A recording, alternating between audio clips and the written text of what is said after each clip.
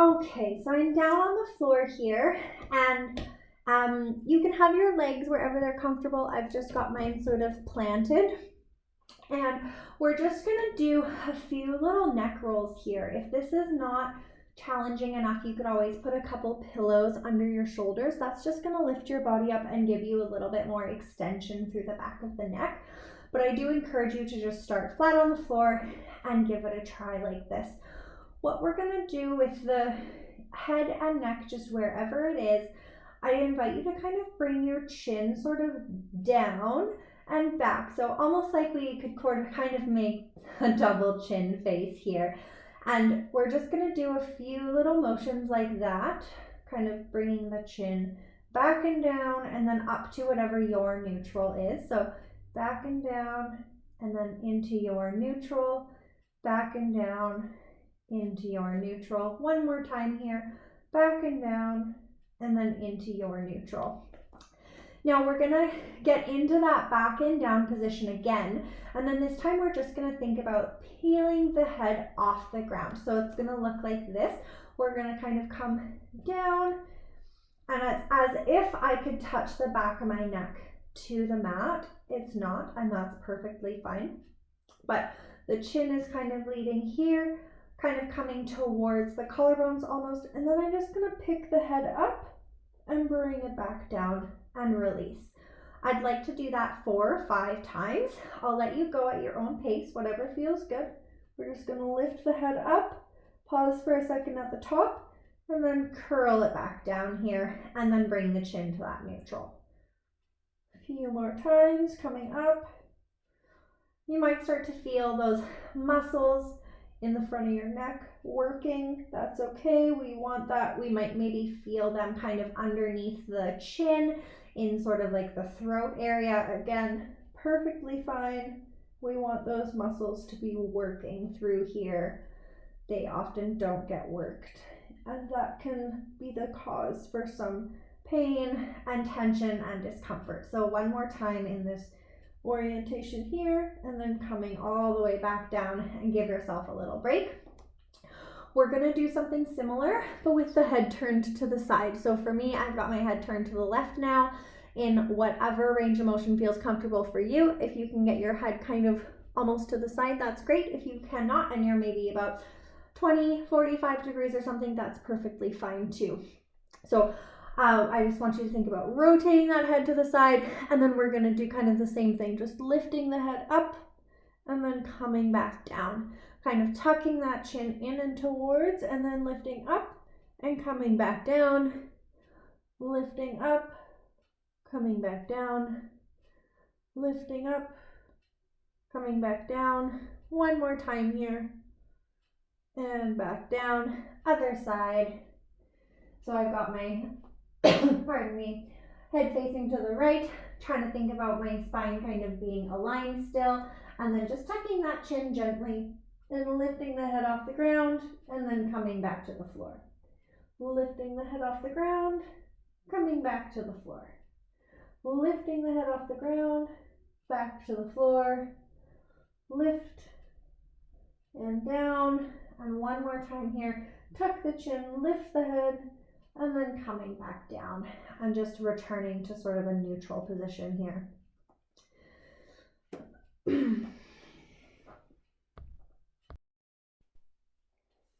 So next time in a seated position here, so you can get yourself up off the ground, and this one's going to be particularly good for those of us who are a little bit more tighter across the chest, and if you've ever experienced any numbness or tingling into your hands or fingers. This is called nerve flossing. So I'll just give you a quick demonstration, and I want you to be really gentle with yourself through this one. It can sort of trigger some of that tingling sensation again. So if that's happening for you, again, just kind of slacken the range that you're in and just don't use quite as much. So what we're gonna do here is bring the hand down beside you into this sort of flexed arm position, and then sort of just start to bring it to the side until you maybe get a little bit of a pull. For me, that's about here, so I can keep my my fingers kind of flexed like this. Then what I'm gonna do is bring my head towards my fingers, and that might sort of slacken that tingling sensation a little bit. And then we're just gonna go back and forth. I'm gonna flip the hand and tilt my head to the opposite direction. I'm gonna bring my ear towards the shoulder as I flex my palm, and then I'm gonna move away as I bring the hand in the other direction. Just going back and forth. Here we're just kind of applying a gentle stretch to the nerve, which can help bring a little bit more resilience into those nerves and allow for a little bit more space to be created.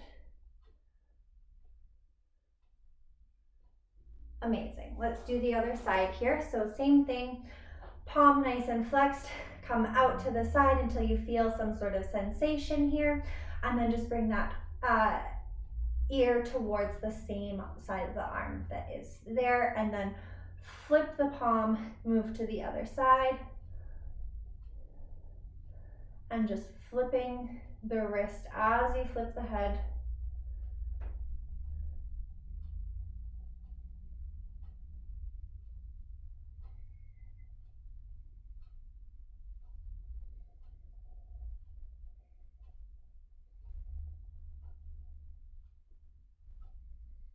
Let's go for 2 more here of these glides.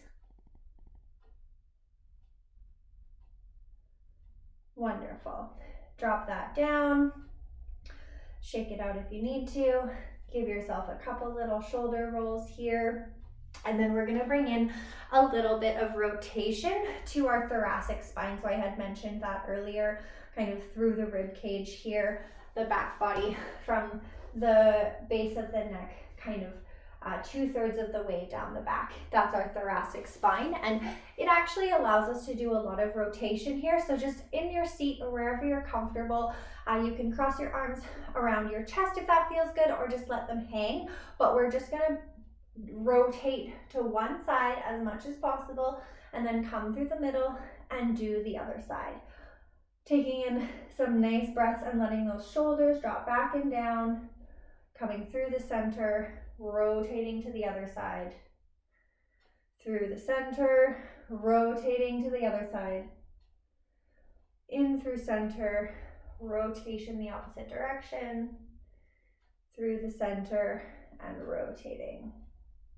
One more time each side. Last one here. Beautiful.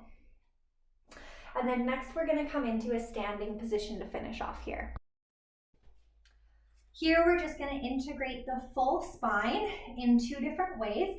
And this again is going to help alleviate kind of that neck and shoulder pain, because the spine is all connected here. So anything that's going to be going on up here is also going to be sort of causing maybe some kind of compensation lower down as well. So the first one is going to be a little bit more segmental.